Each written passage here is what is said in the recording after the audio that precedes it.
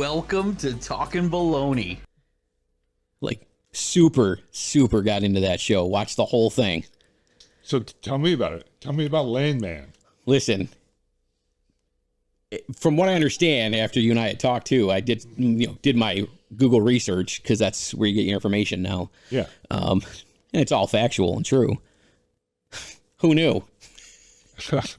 Unless you use Google AI, and then it's like 96% wrong. Yeah, pretty much at that point. It's like having that Kennedy guy tell you how to take your shots. Like, from the start of that show all the way to the end, I mean, the story that there's stories, multiple stories going on inside the TV show, which get you hooked, because just when you think something's going to happen with one character, it completely does a 180, and then something's happening with another character that's tied to that character, and then like it holds on to you while you're watching it. And Billy Bob Thornton's character, yeah, fantastic. So, A+ actor. All the way. Billy Bob is obviously the main character, and he's the glue. Mm-hmm. But the show has a lot of interesting other characters. Yes. The wife. Yeah, she's wow. Way off her rocker somewhat. Yeah. Yeah. She's definitely a scene stealer. Yeah. Yeah. So I did watch every episode. I watched them before you did. I'm gonna say that out loud. Just rubbing it in. What's funny is I sent you a text the one night saying, dude, the show Landman is fantastic. And you're like, yeah. Yeah, I was like, what episode are you on? Yeah. And I was at that point, I was almost to the end. Yeah. And I was like, I was actually texting you for spoilers to tell me somebody wasn't going to, like the one guy with you were asking who dies. Yeah, who dies, who doesn't. And I did ask you if you had seen the Jerry Jones scene yet. Fantastic scene. Tell me about that scene. Dude, the fact that he did it without a script. Yeah.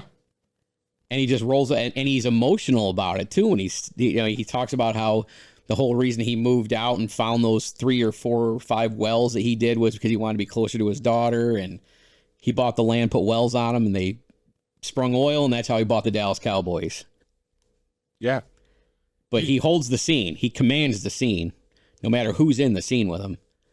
So I read an article about that scene, and it talked about how it wasn't scripted. He just told like his own story. Mm-hmm.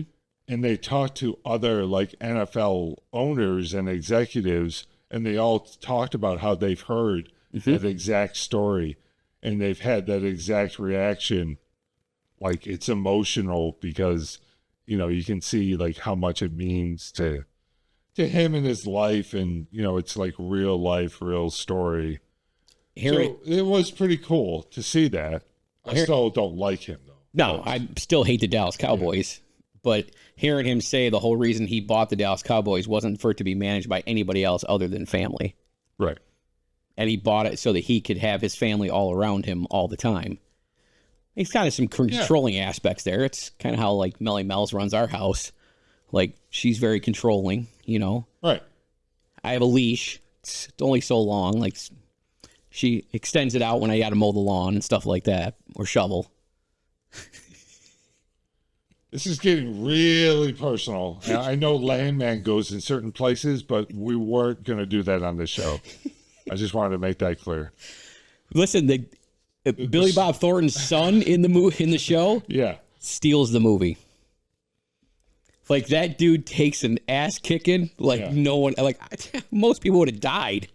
Yeah, I think that was your question for me. Hey, does that kid die? That was my question. Like, could tell me he doesn't die. Like he takes a beating for that woman. Like, and they weren't even dating. Yeah, he was just mowing her lawn. Yeah, it's a good show. It's a really, really good show. I definitely recommend it to anybody to watch it. And it's highly rated, even though it's on Paramount. It's doing good, so we should see another season. Yeah. And it's made by Taylor Sheridan, Yellowstone. Of course, his claim to fame, and there's like 17 spinoffs of Yellowstone. So You are probably familiar with Taylor Sheridan. He also does Lioness on Paramount. I haven't watched that, but I've heard that is also pretty good. I will say that I did, some of the research I was doing. We were talking about how the gas industry works and stuff like that, and how some of that stuff is so true that goes on behind the scenes. Yeah, Billy. Again, I read a bunch of articles because I was interested. Billy Bob Thornton did a lot of research and spent a lot of time with landmen who do this, and he really got into the lifestyle and wanted to portray it the way it is. And so I think, he felt so good in the role, like it felt real because he really, got into it. So the ending. Yeah. Did he die or didn't he die? The billionaire. Oh, yeah. No one knows till season 2. I read that. I read that they said they ended it there, but they're leaving it for interpretation. Did he die or didn't he die? Really? Now I've read where everybody said he's dead. I thought for sure he's dead. I think he plays a pivotal role in season 2 when it comes up. I could be wrong.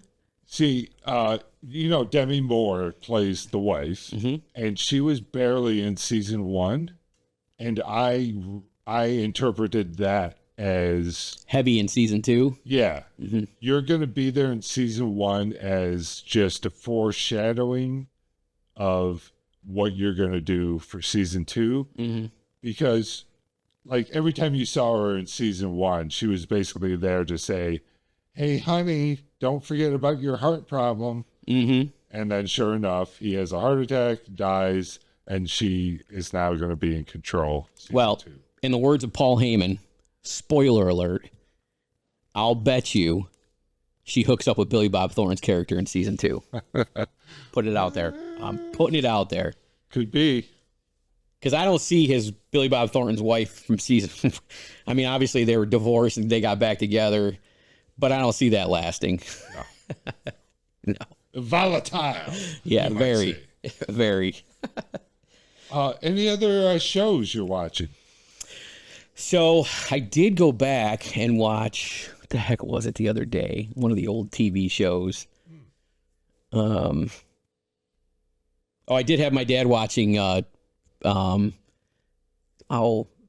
the heck was the show with Michael J. Fox from the Family Matters? No. Family Ties. Yeah, Family Ties. He was watching that the other night. And he kept saying, yeah, that's that Fox guy.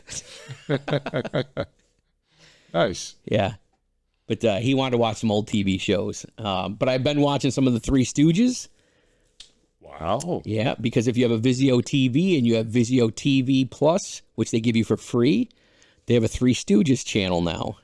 That's cool. And it's like all the older stuff that you didn't see on TV, like how they made some of the things that they did. There's a lot of like different detailed, like where they talk about the Three Stooges, how their contracts were, how little bit of money they made for what they did. And that's really the sad thing. Like all those guys, the Marx Brothers, Laurel and Hardy, they all made so many popular, long-lasting films, and none of them got rich. Well, I said some of the reasons like why they stayed doing it was because like the studios would drive them around in limos and planes and stuff like that, but they didn't pay them jack squat, like nothing. I almost swore. Yeah. I think you forgot what show you're on. This is Talkin Baloney. Not talking. Yeah. But I watched some of the documentaries on the Three Stooges, and I was like, man, these guys were treated like crap. Yeah. Yeah. Sad. It's really a shame. Yeah. It's almost how bad the family was to my guy Bob Ross. Oh, did you watch that movie? Let's sell off all his assets to somebody that's going to make a whole bunch of money. And sad. Yeah. Pathetic. There's a new TV show, or second season of a TV show on Netflix, Night Agent. Do you watch that one? I started to watch the first season, and I didn't like it. Okay. Yeah. It was pretty popular, really pretty popular. I did watch it, and I'm 2 episodes into season 2. I gotta say, if you're looking for a show that really dumbs it down, this is your cup of tea. It drives you nuts. Netflix especially dumbs stuff down.